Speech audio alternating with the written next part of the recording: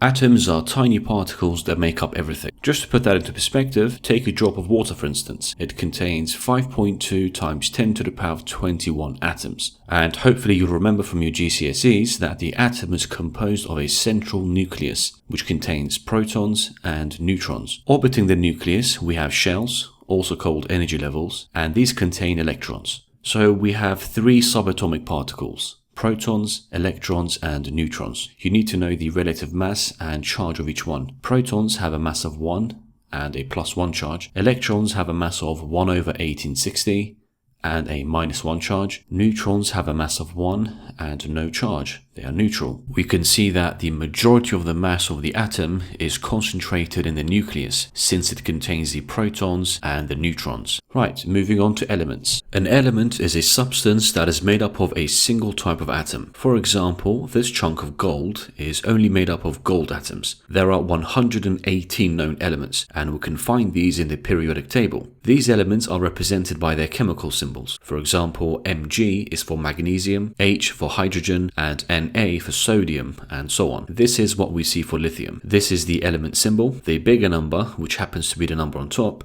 is called the mass number, or the nucleon number, also written down as A. The smaller number is the atomic number, or the proton number, and it's also written down as Z.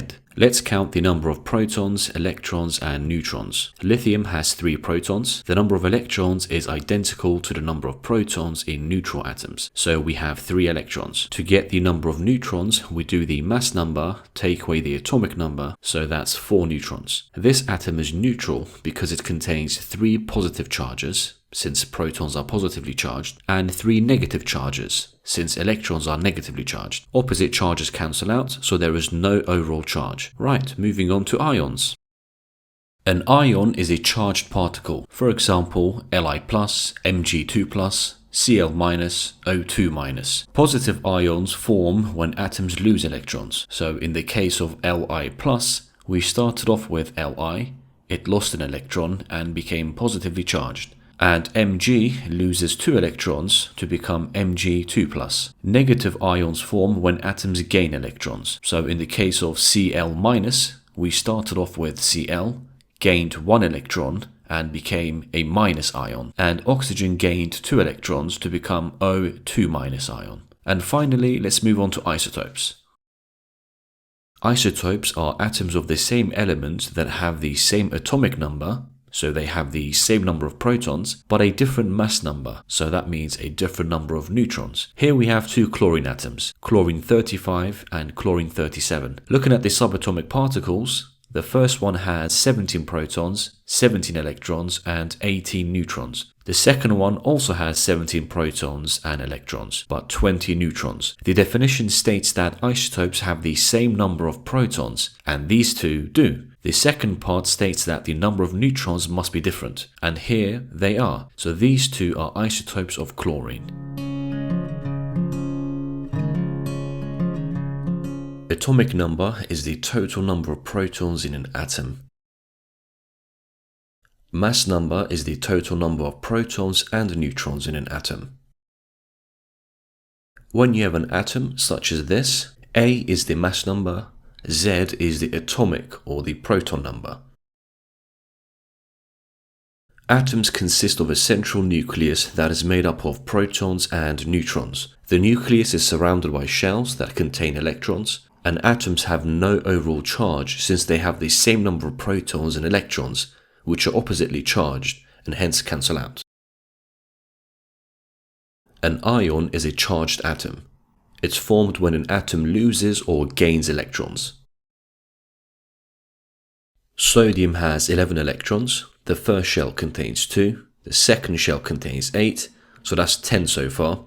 We need another shell with 1 electron. When it becomes Na+, it loses 1 electron, so there are only 2 shells. Put brackets around it and a plus sign to indicate that it's lost an electron. Hydrogen has 1 proton, 1 electron, and 0 neutrons. Oxygen has 8 protons, 8 electrons, and 8 neutrons. Xenon has 54 protons, 54 electrons, and 78 neutrons.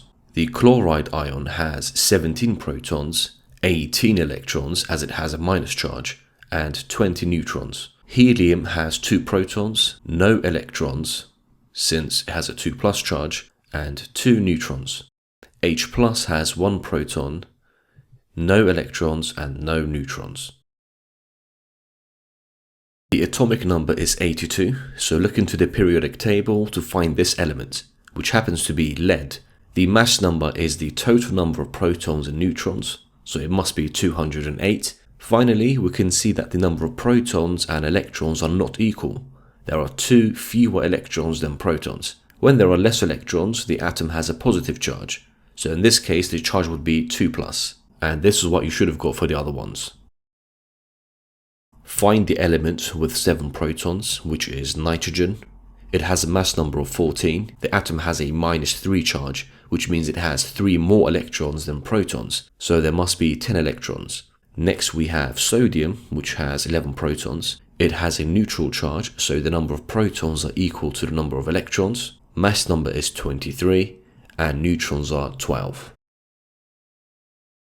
Protons have a mass of 1 and a charge of +1. Electrons have a mass of 1/1860 and a charge of -1.